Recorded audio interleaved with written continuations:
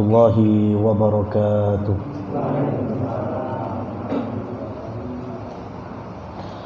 Alhamdulillahi rabbil alamin. Wa bihi nasta'inuhu ala umuri dunya waddin. Asyhadu an la ilaha illallah wa asyhadu anna Muhammadan abduhu wa rasuluh.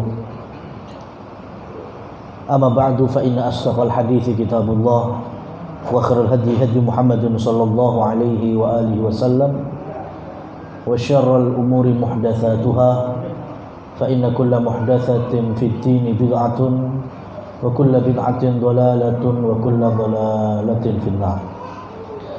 Amma ba'du jamaah kaum muslimin rahimani Allah wa iyyakum.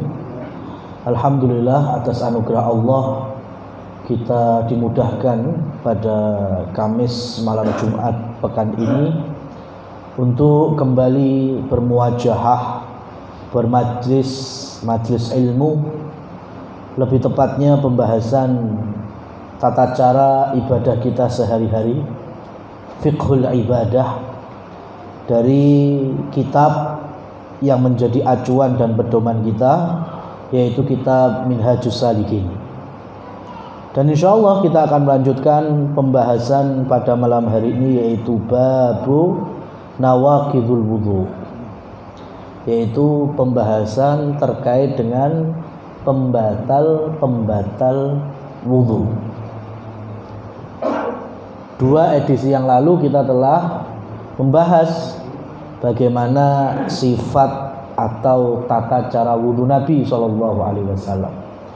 Apa saja yang wajib diusap, apa saja yang wajib dicuci, dan bagi yang sakit tangannya digips, ya, atau orang yang memang dengan niat sengaja tidak melepas khufnya ataupun kaos kakinya, bagaimana cara berwudu di atas perkara tersebut dan keringanan-keringanan yang diberikan oleh syariat. Jemaah yang dirahmati oleh Allah Subhanahu wa taala, sekarang kita masuk ke pasal pembatal wudu. Jadi kalau hal ini ada, mau nggak mau wudunya batal, ya harus diulangi lagi, wudu ulang. Yang pertama, wahia al-khariju minas sabilaini mutlaqan, sesuatu yang keluar dari dua lubang depan, lubang belakang. Ya, kita tahu ini bicara normal, kencing, kemudian ada mani, ada madhi, ada wadi, nah, itu semuanya keluar dari lubang depan. Adapun buang air besar ataupun kentut itu keluar dari lubang belakang. Kalau ini terjadi, maka otomatis batal wudu kita. Ya, ini bicara orang normal. Karena ketika Rasul Shallallahu Alaihi Wasallam didatangi seorang perempuan bertanya terkait dengan wudu dan sholatnya, ini imra'atun fiyastahadhah, aku ini seorang perempuan yang pada diriku ada istihadhah, berarti ada darah yang bukan darah haid dan nifas keluar dari bagian depan. Kemudian Rasulullah SAW bersucilah darinya, fatawadhdha'i wa tusalli, kemudian wudulah, kemudian sholatlah. Berarti darah seperti ini kan darah bukan normal, keluar dia, tapi Rasul SAW tetap menghukumi perempuan ini suci. Kalau ini darah haid, ini darah nifas, nggak boleh sholat.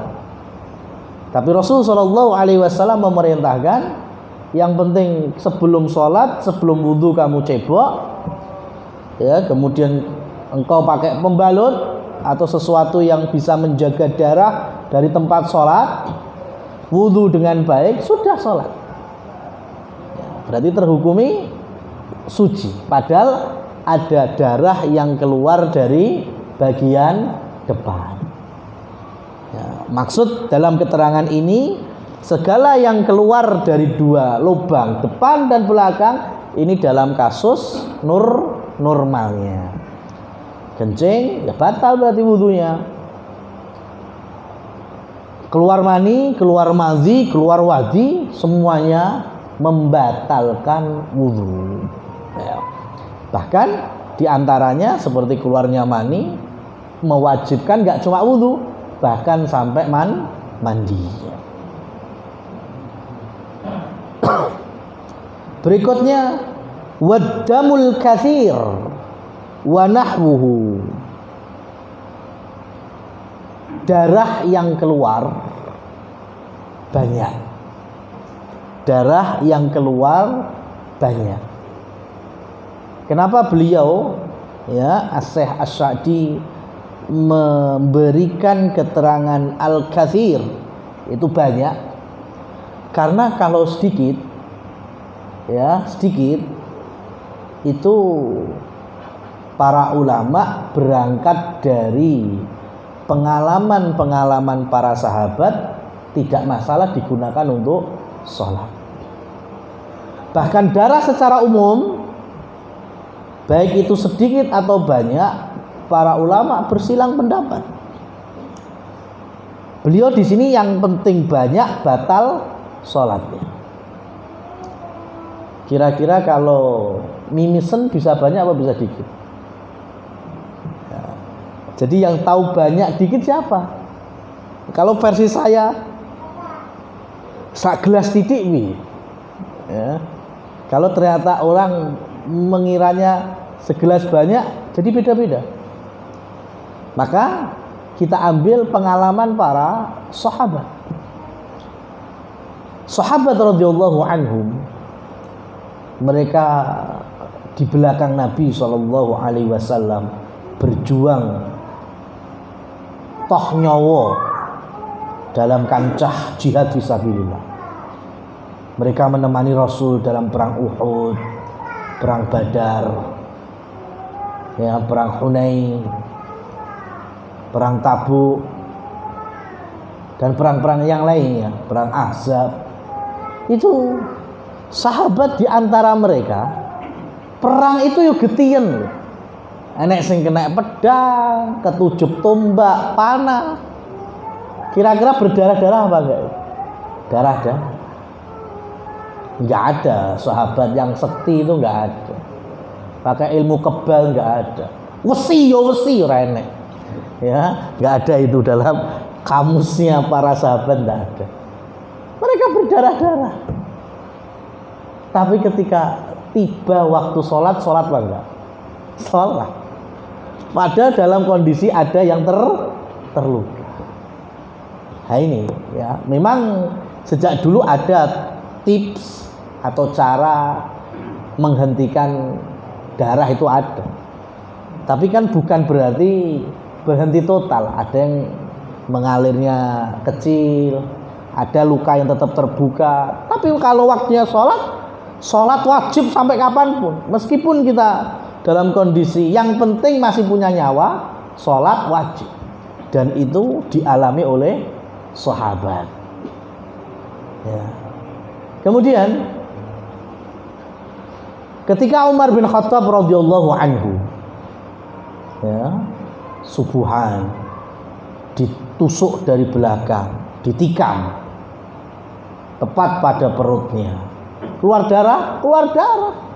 Dan itu kalau bilang sedikit nggak mungkin babakan weteng kok. Dan Umar selagi belum pingsan sempoyongannya, beliau tetap ngimami sampai pindah rakaat, betul-betul nggak tahan, baru beliau tarik tangannya Abdurrahman bin Auf.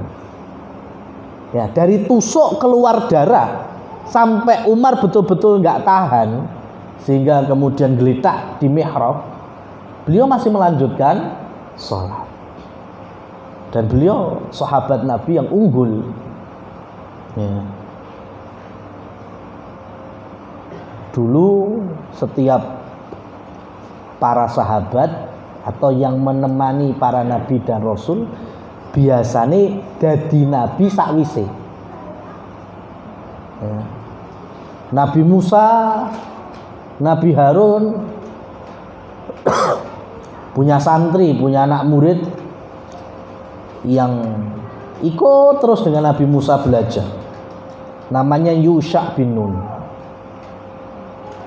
Setelah Nabi Musa wafat, Yusha bin Nun oleh Allah didapuk jadi nabi penerusnya Nabi Musa. Banyak di antara hawariyunnya Nabi Isa ada yang nantinya juga menjadi nabi. Di antara para sahabat-sahabat para rasul dulu itu ketika mereka wafat Allah pilih untuk melanjutkan estafet dakwah jadi nabi. Nah, Nabi Muhammad SAW penutup para nabi. Ana khatamun nabiyyin. Aku adalah penutup para nabi dan rasul. Sesudahku nggak ada para nabi dan rasul lagi. Maka beliau memuliakan Umar dengan salah satu sabdanya, laukana ba'din nabi lakana Umarun nabiyya. Kalau seandainya sepeninggalku ada nabi, maka Umar itu pantas jadi nabi. Tapi kan kenyataannya tidak ada lagi nubuah, kenabian dan risalah kerasulan sepeninggal beliau sallallahu alaihi wasallam. Jadi kalau dirunut nabi dan rasul sebelum Nabi Muhammad itu sekelas Abu Bakar As-Siddiq, sekelas Umar bin Khattab itu layak untuk meneruskan perjuangan Rasulullah menjadi nabi, cuma nggak ada nabi setelah beliau. Nah, Umar otomatis tahu hukum karena punya ilmu. Dan ketika keluar darah dari tubuhnya, beliau tetap melanjutkan sholat. Berarti darah di sini tidak membatalkan wudhu. Kalau masalah najisnya sudah kita bahas dalam permasalahan hewan-hewan yang disembelih. Tapi kalau batalnya, nah nanti dulu. Nah, jadi Imam As-Sa'di rahimahullah dalam hal ini beliau berada di tengah-tengah. Kalau darahnya itu sedikit, ya sudah, nggak perlu dirisaukan, terus saja sholat. Tapi kalau darahnya itu banyak, ya maka membatalkan wudhu. Kemudian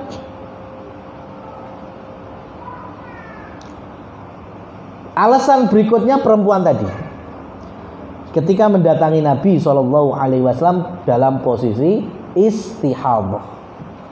Kira-kira darahnya itu bisa keluar dikit atau bisa keluar banyak? Ya nggak tahu, namanya juga darah penyakit. Kalau dia keluar dikit, ya sudah, berarti nggak perlu dirisaukan. Kalau keluar banyak, namanya juga darah penyakit.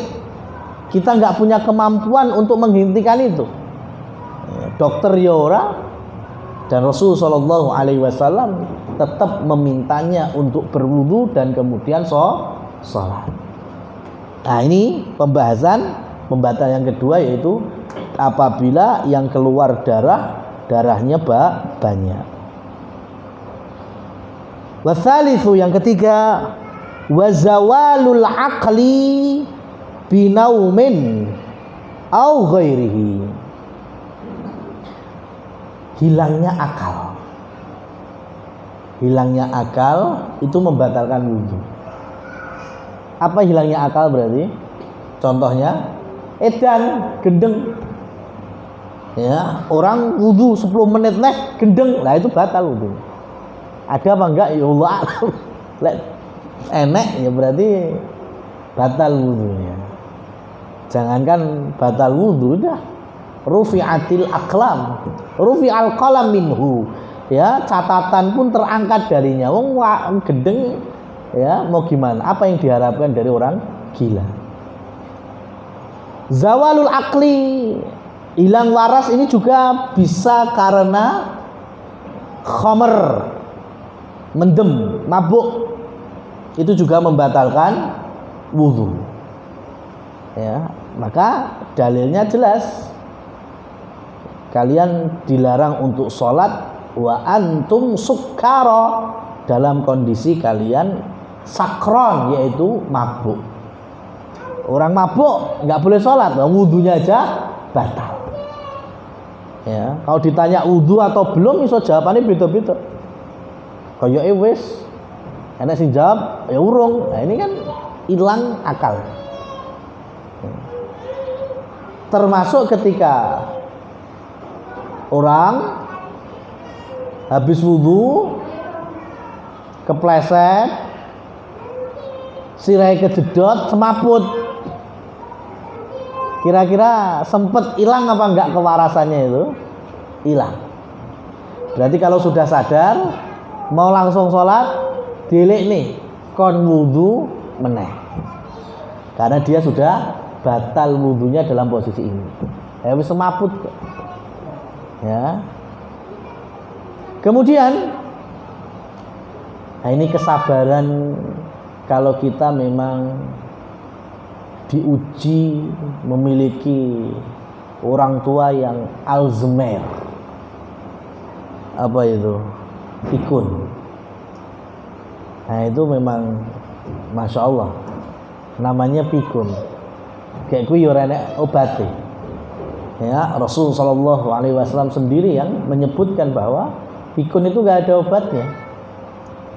Sehingga ketika kita dihadapkan dengan orang tua yang ngerasane ora wudu padahal wis wudu. Ya. Jenengan wis jelas nih jenenge ya iki VVIP itu tadi. Ya, kadang ngerasa urung salat padahal salat wis ping 13. Ya ngerasa wis ngerasa ora wudu padahal jepiping driji-driji. Nah, itu memang selaku anak itu surga kita. Tapi bagi mereka ya selagi betul hilang warasnya ya mau nggak mau rufi'al qalam, ya, terangkat pena malaikat. Ya kita cuma yang penting karena masih punya kewajiban, selagi kita bisa ngimut nih dan mau dengarkan dengan kondisi sadarnya nggak apa-apa. Tapi kalau sudah betul-betul antara iki nyantol orang nyantol, ya kita berdoa semoga Allah Subhanahu wa taala anugerahkan husnul khatimah itu dah. Nah, jamaah yang dirahmati Allah Subhanahu wa taala, di sini juga yang dimaksud dengan hilangnya akal dengan tidur. Jadi tidur itu membatalkan wudu selagi tidurnya menghilangkan akal. Maka dalam perkara ini ulama bersilang pendapat. Golongan yang pertama, mereka yang meyakini bahwa tidur membatalkan wudu secara menyeluruh. Padahal dalam konsep Arab, tidur itu ada yang baru nu'as, kemudian naum atau niyam, kemudian baru amik atau amikah.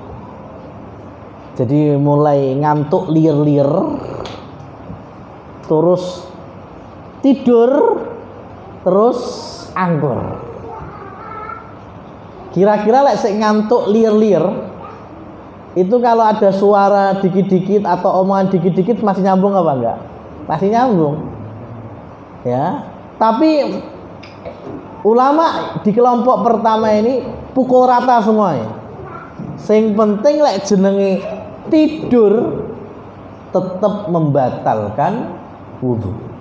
Arep kriep-kriep liar-liar, sik setengah sadar, sik krungu sayup-sayup swara. Ya, itu tetap batal. Itu yang pertama.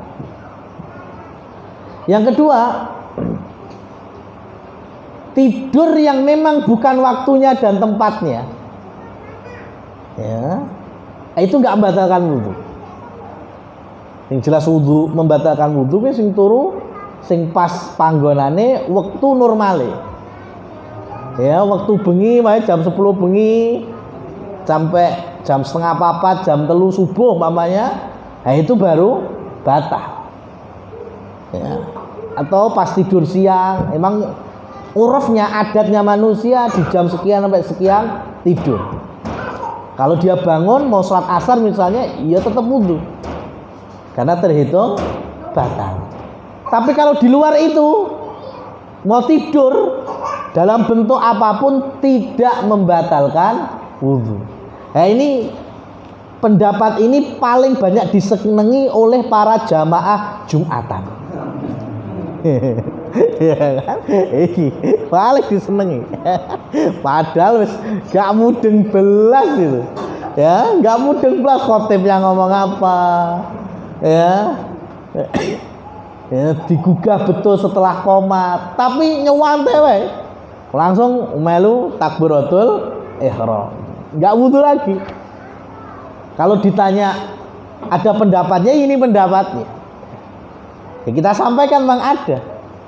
Karena memang normalnya kan Jumatan bukan waktunya tidur, dan masjid ketika mendengarkan khotib Jumat ya memang bukan tempat untuk tidur. Tapi yo piye ayat terakhir surat Al-Jumu'ah itu kan ada asbabun nuzulnya. Wa idza ra'au tijaratan aw lahwan faddu ilaiha wa tarakuka qa'ima. Itu posisi di Masjid Nabawi, masjid pilihan Masjid Nabawi Madinah. Pas Jumat khotibnya yang khutbah Nabi SAW. Kurang istimewa apa ini? Khotibnya Rasul di Masjid Rasul, Masjid Nabawi. Makmumnya ada dari kalangan sahabat, ada di kalangan kaum muslimin, ya, ada yang dari baru saja masuk Islam. Nah di hari itu ngepasi Rasul SAW naik mimbar untuk berkhutbah. Di waktu yang sama Madinah kemasukan unta-unta yang itu adalah unta-unta kafilah dagang, bawa perniagaan. Apa yang terjadi? Jumatan bubar. Ya, orang-orang apalagi yang belum banyak ilmunya, ya mereka lebih mengutamakan kulaan dagangan daripada mendengarkan khutbah Rasul sallallahu alaihi wasallam. Makanya Allah tegur tadi. Wa idza ra'au tijaratan aw lahwan faddu ilayya wa tarakuka qa'ima. Di saat kalian melihat perniagaan yang datang itu, kalian condong ke sana dan kalian meninggalkan qa'ima, yaitu meninggalkan ritual Jumatannya. Padahal khotibnya sapa? Rasul, khotib paling top markotop itu. Ya, khotib yang paling bertakwa, khotib yang paling berilmu. Jumatan bubar gara-gara perniagaan. Apa meneh saiki ora padha jemahan. Ya, iki kasep itu. Zaman Nabi aja sampai ada teguran langsung. Karena perniagaan, dagangan, urusan duniawi itu menjadi ujian besar bagi orang-orang yang berada dalam kewajiban ibadah Jumat, yaitu sholat Jumat dengan mendengarkan khutbahnya. Nah ini jadi pendapat yang kedua, apapun kondisi tidur selagi bukan di tempatnya, di tempat tidur, bukan pada adat waktunya, maka tidak sampai membatalkan. Dan ini tentunya pendapat yang lemah. Yang ketiga, inilah pendapat menjadi kesepakatan Komite Fatwa Kerajaan Saudi yang hari itu dipimpin oleh Syekh Abdul Aziz bin Abdullah bin Bas. Ya. Ketika Lajnah Daimah ini tadi telah merumuskan, dilihat dulu jenis tidurnya. Nah, ini tengah-tengah ini. Jadi enggak seperti yang pertama, tidak pula seperti yang kedua. Dan ini juga yang diambil oleh Imam As-Sa'di rahimahullah. Nah, untuk mengetahui ini jenis tidur yang membatalkan atau tidur yang tidak membatalkan adalah dibawa kepada kecenderungan hawa nafsu. Hawa nafsu itu kecenderungannya ke apa mamanya? Duit nih mesti gue.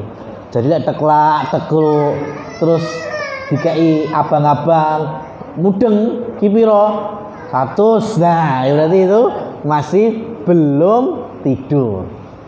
Ya, berarti belum batal wudunya. Ya, tapi lek teklak teklu ya ternyata kok dikai duit atusan ewu wis belas nggak ngereken, nggak ada sinyal-sinyal, oh berarti itu tidur angker, berarti betul-betul hilang akalnya saat itu. Maka ketika bangun dia wajib berwudu. Atau yang lain kecenderungan orang tua apa? Makanan misalnya, teklak tekluk gini, ya. Kemudian dikai bakso mamanya, nggak ngereken. Padahal senengane bakso, ya sudah, berarti dia tidur jenis yang membatalkan. Kalau ternyata ngereken, nah, ambu bakso, sambel rasa kakek, nah berarti mudeng ini. Nah ini mudeng berarti. Nah ini tidurnya tidak sampai membatalkan. Lajnah Daimah saat itu juga menjelaskan bahwa yang penting kaidahnya kaidah dia paham kecenderungannya atau tidak. Masalah nyaman atau tidak tidurnya itu bukan permasalahan. Karena ada pendapat kan kalau mamane lungguh, jelas turu gak nyaman, maka nggak sampai membatalkan. Tapi lek rebahan, ya miring, nyekel guling meneh, wis nyaman banget ya. Nah sekarang itu nggak bisa jadi penilaian karena ada orang yang tidur duduk malah nyaman. Ya mungkin kita ngerasanya kok enak, ora tengengen, ora tangi loro kabeh awake. Tapi ada orang yang memang tidur duduk lebih senang. Ya maka kembali tadi kaidahnya yang penting diajak komunikasi kecenderungannya. Kalau ternyata dia udah blas nggak ada responnya, oh berarti udah tidur yang membatalkan. Tapi kok masih bisa ngerespon, berarti tidur yang tidak sampai membatalkan wudu. Ya. Ma'asyiral muslimin wal muslimat rahimani wa rahimakumullah tabaraka wa taala. Oleh karena itu, ketika Islam memberikan patokan bagaimana muslimin ini bisa baik sampai dalam permasalahan tidurnya. Rasul Shallallahu Alaihi Wasallam mengajarkan tidur di awal malam, bangun ya setidaknya sebelum azan subuh masuk waktunya sholat fajar atau sholat subuh. Ya. Anggaplah kalau kita sama-sama 5 jam tidur aja malam. Ya. Enek wong dari jam 10 malam. Ya, jam 10 malam tidur 5 jam berarti jam piro? 11, 12, 1, 2, 3. Ya, jam 3 bangun. Alhamdulillah iso tahajudan, iso zikir, wirid, macam-macam. 5 jam tidurnya. Dengan orang yang tidur jam 1:30. 5 jamnya piro? Tah 3, tah 4, tah 5, tah 6, tah 7. Ya. Podo-podo 5 jam. Kira-kira siklus hariannya segeran sing ndi? Ini bicara sama-sama 5 jam loh. Sing tidur jam 10 tangi jam 3, apa sing turu jam 1:30 tangi 1:30? Yang mana kira-kira? Kita semuanya tahu.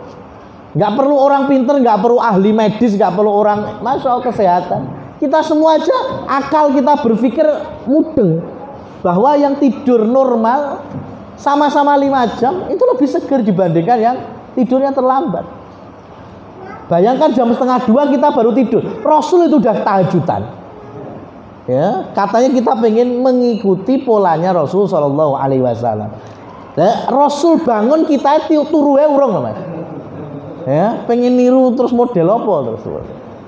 Ya, jadi dari situ aja sudah kita nggak pas nirunya. Ya, jadi nirunya Rasul tidurnya di awal malam ya awal malam. Pertengahan malam mungkin kita terlalu wasik lah engkau waktu akhir, tidak apa-apa silahkan. Yang penting diusahakan sebelum waktunya sholat subuh kita udah bangun duluan. Lek subuhannya jam 4 ya paling tidak setengah 4 sudah bangun. Wah itu masya Allah. Yang kedua Rasul Shallallahu Alaihi Wasallam juga menganjurkan tidur dengan sabdanya, man qala Allah faqad kafar. Siapa yang mengatakan Allah itu melakukan tidur siang, maka sungguh dia kafir. Ya, yang mengatakan, yang meyakini bahwa Allah tidur siang, kafir. Allah itu tidak pernah tidur. Allah Maha mengetahui, Maha mendengar semua. Tidur itu kita. Ya, di dalam hadisnya disebutkan qala. Ya, qala di sini bukan qala berkata tapi qala qailulah. Qailulah itu tidur siang. Ya, dimaknai menjelang duhur atau habis duhur beberapa waktu kemudian. Ya, biasanya Rasulullah Shallallahu Alaihi Wasallam lebih ke sebelum adzan duhurnya. Kayak saya kira duhurnya jam 12 umpamanya, ya jam-jam 11 nganti setengah 12. Nah, itu tidur. Dan itu manfaatnya masya Allah. Ya, atau habis sholat duhur kalau bicara perusahaan ya sampai waktu istirahat selesai jam 13 sampai jam 1 siang. Wah itu dunia barat, dunia perusahaan asing aja sing gak duwe iman, mereka aja bisa mengimpor ini. Ya, banyak sekali negeri-negeri yang sudah punya lembaga Sleep National Sleep Foundation, lembaga ngurusi turune pegawai. Bayang loh. Kita ini orang kon sinau terus bukan. Kita cuma disuruh tidur. Kurang penak apa wih? Ya, Rasul itu menginginkan kita istirahat di waktu siang. Itu mau diteliti model apapun ketemu kok tetap. Kita berusaha, entah sing sekolah yo mikir, sing makar yo fisik yo wis ngetokne tenaga. Itu kalau sudah ketemu menjelang zuhur, wis mulai skopior itu. Ya kan? Wis sudah mulai udah enggak fokus. Makanya diistirahat. Bayangkan perusahaan-perusahaan sampai sing penting turu, ra iso pangan turu penting tekluk ning mejane merem. Sampai segitunya. Ya, lah itu milik siapa? Miliknya kita. Itu contoh dari Rasul Shallallahu Alaihi Wasallam. Nah, ini kalau dipraktekkan dengan kondisi wudhu tadi, wah pas sekali. Kalau kita tidur nyenyak, ya bangun, wayahe zuhur kita wudhu, kemudian berangkat sholat zuhur. Tidur malamnya berarti sudah bangun, kita wudhu, bisa sholat malam, kemudian subuhan berangkat ke masjid. Ini jamaah yang dirahmati Allah Subhanahu wa taala. Rabi'an yang keempat, wa akala lahmal jazur, yang membatalkan wudu. Dan ini memang hikmah yang mungkin hari ini belum terbuka. Apa alasannya ketika orang itu makan daging unta batal wudunya? Sate usus enggak, ya. Sunduan ndok puyuh enggak batalkan wudu. Tapi kalau daging unta batal wudu. Daging kambing enggak. Dan terus apa yang bedakan? Wallahu a'lam bishawab. Ya, inilah kesempurnaan agama kita. Karena Islam berjalan bukan hanya yang bisa dinalar dikerjakan, yang nggak bisa dinalar nggak usah dikerjakan. Nggak seperti itu. Ketika nalar kita terbuka untuk menerimanya, berarti sudah ketemu hikmahnya. Tapi kalau nalar kita masih bingung, ya berarti memang otak kita ada batasannya. Karena beragama, berislam itu sesuai nas dalil. Ya, nggak bisa kita menuhankan akal kita. Ya, karena ini kan ada sahabat yang datang kepada Rasul Shallallahu Alaihi Wasallam. Ketika bertanya, Rasul, saya habis makan bagian dari unta. Apakah saya harus berwudu? Ya, kamu wudu silahkan. Kalau enggak silahkan. Itu awalnya. Ternyata sahabat ini datang lagi. Diriwayatkan oleh Abu Hurairah. Tanya lagi, ya Rasulullah, saya tadi baru makan unta. Saya wudu lagi apa enggak? Nah, untuk kedua kalinya Rasul mewajibkan, mengharuskan sahabat ini wudu. Baru kemudian sholat. Maka kemudian hadis ini menjadi pedoman bahwa selepas makan daging unta, dan daging di sini perwakilan dari semuanya. Ya, jadi lek yo kikil unta yo padha ae. Ya kan, krecek unta ya padha ae gitu. Yang penting bagian dari unta kita konsumsi, maka wudu kita batal. Ya. Apa hikmahnya dan alasannya? Wallahu a'lam bishawab. Dan nggak perlu saya panjang lebarkan yo. Insyaallah ra padha enek unta barang ini. Jadi aman, daging-daging di kita aman-aman semuanya. Khamisan, wa massal mar'ata bisyahwatin. Ini.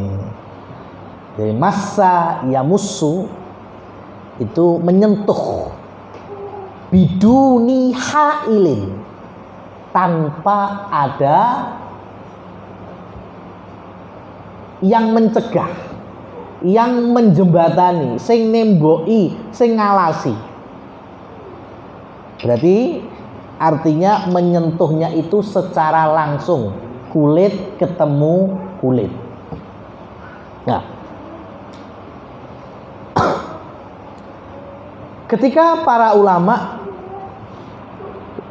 sekarang gini, kita ini saya ambil mudahnya saja sesuai pendapat yang katanya orang Indonesia fikihnya fikih Syafi'iyah. Padahal dikongkon ngumpliti madhab Syafi'i ora gelem. Pokoke sing penak ngakune Syafi'i, sing ora penak wis ora ngono. Lah iki model apa itu? Ya. Dalam madhab Syafi'iyah, Imam Nawawi dan yang lainnya menyebutkan bahwa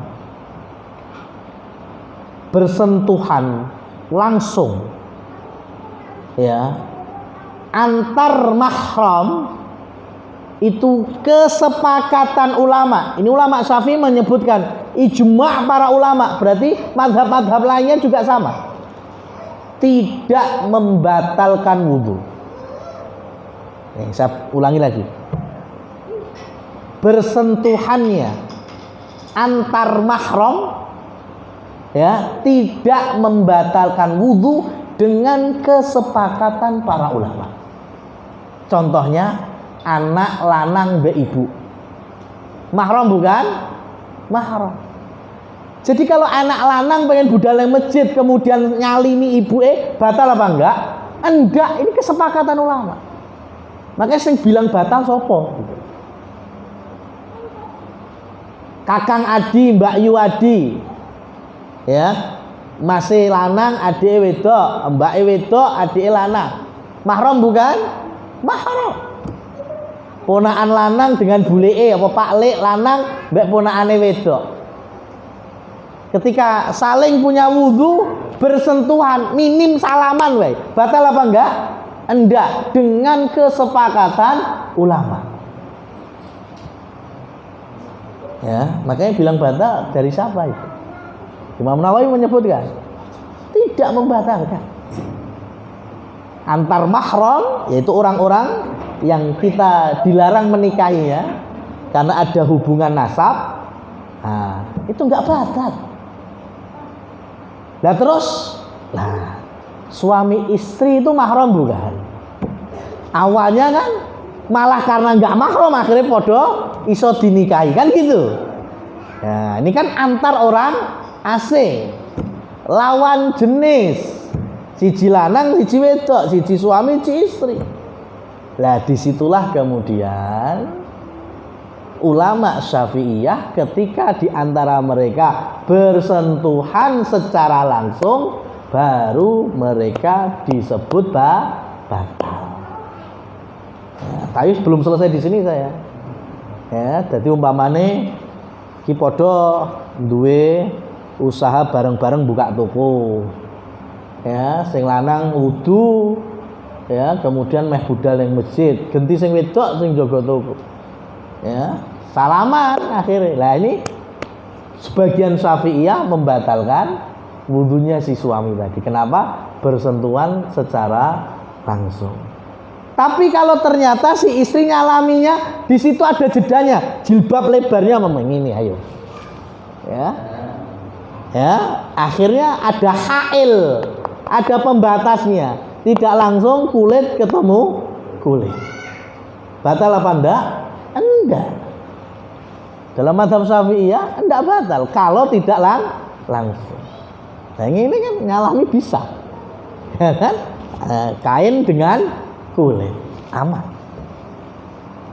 Dan ini difungsikan untuk orang-orang ketika punya wudu dan akhirnya berjalan ke pasar rame. Ya, pasarnya umum meneh. Wah, itu ketemu laki, ketemu perempuan, akhirnya senggol-senggolan. Ya, ketemu pundak mbek pundak, kentol mbek kentol, kesandung barang. Nah, itu membatalkan wudu apa enggak? Enggak. Kenapa? Karena rata-rata pasti bersentuhannya bukan kulit dengan kulit, tapi kain dengan kain, baju dengan baju, celana dengan celana umpamanya. Jadi enggak masalah. Jelas sampai sini ya. Nah, kemudian pendapat ini oleh para ulama yang lainnya, apalagi dalam mazhabnya Imam Ahmad, bagaimana dengan Rasul Shallallahu Alaihi Wasallam? Rasul punya istri, dan istrinya Rasul setelah dua yang meninggal yaitu Khadijah dan Zainab bintu Khuzaimah radhiyallahu anhuma, masih tersisa 9 istri. Dan Rasul itu kebiasaannya kalau mau sholat menciumi kening istrinya. Nah, istri Nabi kan posisi tadi, mereka ya dinikahi Rasul karena bukan mahram, makanya dinikahi. Tapi ternyata Rasul habis nyium keningnya istrinya tadi, beliau masuk Masjid Nabawi kemudian ngimami sholat. Ayo, Rasul nggak wudu lagi. Padahal jangankan nyalami, nyium istri. Nah, lebih kuatan mana yang difahami oleh tadi Syafi'iyah atau hadis-hadis, dan itu banyak sekali riwayatnya bagaimana Rasul Shallallahu Alaihi Wasallam mencium istrinya sebelum berangkat ke masjid. Berarti akhirnya ditambahi tadi, ya, ditambahi tadi bisa watin. Jadi tidak batal suami atau istri salaman atau cium kening selagi tanpa syahwat. Ya. Berarti di sini temanya perbedaan manten anyar mbek manten lawas. Lek antum kok manten lawas ki aman, wis pokoke salaman cium kening budal ning masjid wis ora apa-apa, enggak batal insyaallah. Lah sing rada ndrawasi iki sing manten anyar. Lah iki lagi ya, enggak usah cium kening dulu. Malah iso ora terima wudu, malah adus anyar malah. Nah itu. Ya. Jadi kalau kita yang udah nikah tahun-tahunan, insya Allah kita bedakan kok. Ini kita nyium istri untuk berangkat ke masjid, ya, sama nyium istri untuk bercumbu sebelum hubungan suami istri, itu sudah otak kita sudah pahami. Maka yang rajih adalah menyentuh istri atau lawan jenis non mahram dengan apa? Dengan syahwat. Itu yang batal. Enggak syahwat, enggak batal. Saya teruskan lagi. Ini adik-adik sing rodok kebacut hubungannya.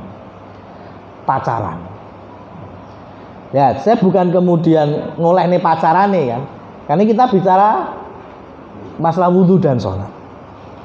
Enek koyok-koyoke pengen koyo pasangan sing soleh mbek solehah. Pacaran ngejak sholat bareng. Ada apa enggak?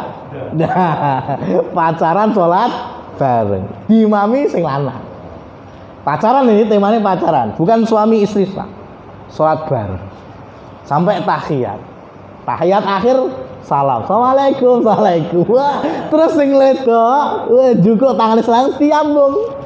Sing lanang ketok-ketoke nyambung keningnya pacare sing wedok. Wis koyok-koyoke ya. Ini serang genah ini. Nah sekarang gini, ketika mereka punya wudhu belum sholat, atau itu tadi narasinya, dulu Rasul sebelum ke sholat itu nyium kening istrinya, terus diambung pacarnya, ya tanpa syahwat lah, ini tanpa syahwat. Batal apa enggak wudhunya? Tanpa syahwat, batal enggak wudhunya? Enggak, tapi tetap pacarannya dosa gitu loh, ya kan? Jadi kita harus bisa mendudukkan dengan baik, ya. Jadi posisi mereka, meskipun mereka itu non mahram, bersentuhan, tapi kalau tanpa syahwat tidak membatalkan wudhu. Sholatnya bisa sah, tapi per menit dan per detiknya meskipun sholatnya sah, tapi dapat kemaksiatan karena pacaran. Saya kasih gambaran, jenengan pengen sholat, njupuk sarung maling pemean tonggone, ya sah apa enggak sholatnya? Sah. Ya sarungnya sampean go, sah nggak masalah, sholatnya nggak masalah. Cuma ya setiap gerakan sholat dari sarung sih colongan di maling tadi ya tetap terhitung catatan dosa maling. Ya, paham Mbak sini ya. Jadi kita nggak kemudian menyetujui pacaran ini tetap salah. Tapi kalau bicara masalah wudhunya batal atau tidak, selagi bersentuhannya tidak dengan syahwat, maka tidak batal wudhunya. Yang salah yo nyapa wong urung sah kok sik bersentuhan lha kuwi sing masalah. Nah ini jamaah yang dirahmati Allah Subhanahu wa taala yang disebut dengan masah, ya, masun di sini yaitu bersentuhan dengan syahwat. Apalagi sampai jima, sampai berhubungan suami istri, maka otomatis membatalkan wudhu. Wasadisu, yang keenam adalah wamassul farji, menyentuh kemaluan, ya, menyentuh kemaluan. Lagi-lagi temanya yaitu biduni hailin, tanpa ada pembatas. Betul-betul kulit ketemu kulit, ya, jadi baru wudhu terus gawatel kukur-kukur tapi neng jobo sarung, ya, batal enggak wudhunya? Enggak. Kenapa? Karena masih ada batas sarung. Tapi ora puas, wah itu jangan wangel, pas lepet kok ada mlebu neng sarung itu. Nah, sampai kulit ketemu kulit. Nah, batal apa enggak? Batal. Itu sebedanya gitu aja. Ya, jadi jenengan sudah wudhu kok menyentuh kemaluan sendiri atau yang lain, batal. Yo pusat yang lain. Lho mikirnya jangan macam-macam. Jenengan nyewoi putra bayi. Nyentuh napa mboten niku? Nah, iku. Ya, jenengan gak ada bayi lanang, bayi wedok ngompol. Pengene di napa niku diresiki. Lah sing nyawiin jenengan tangan kulit ketemu kulit, batal atau tidak? Batal. Kecuali jenengan antisipasi pakai gosslap, sarung tangan. Lah itu kan berarti ada hail, ada pembatasnya, yaitu yang enggak membatalkan. Jadi nyentuh sendiri atau nyentuh yang lain, yaitu batal wudhunya. Kemudian di sini juga disebutkan wa taghsilul mayyit, memandikan jenazah. Ya, tapi ada keterangan baik sekali bahwa sebetulnya memandikan jenazah itu tidak sampai membatalkan wudhu. Tapi kalau mau wudhu lagi itu lebih baik. Jadi kita sudah wudhu, kemudian kita ngedusi jenazah. Nah, barangkali wallahu a'lam. Dahulu mungkin namanya ngedusi bisa menyentuh tadi kulit ketemu kulit, otomatis bisa batal. Tapi hari ini kan sudah ada alat sarung tangan.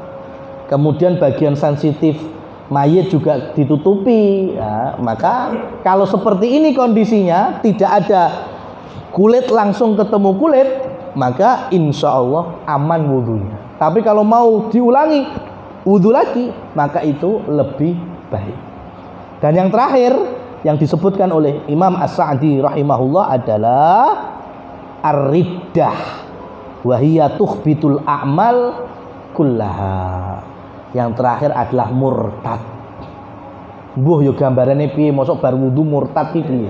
Tapi itulah ya penjelasan para ulama, pandangan mereka jauh ke depan. Jadi kalau ada orang habis wudu kok murtad, aku wis ora Islam neh ngono pamane, itu sudah kafir, sudah murtad, maka orang ini batal wudune, tur batal kabeh amalane, ora kur wudune tok. Ya, karena ketika kita sudah menyekutukan Allah, ya, kemudian kita sudah menduakannya, maka fatukhbit al-a'mal, maka semua amalan jadi muspro, jadi hangus. Ya, kalau wudu ya wudunya hangus dan lain seterusnya sampai kemudian kembali lagi bersyahadat untuk masuk ke Islam. Jadi ada kurang lebihnya 8 pembatal wudu sesuai dengan kitab Minhajus Salikin. Demikian aku qauli hadza aqulu ma tasma'un fa subhanakallahumma wa bihamdika asyhadu an la ilaha illa anta astaghfiruka wa atubu ilaik. Billahi taufiq wal hidayah. Wassalamualaikum warahmatullahi wabarakatuh.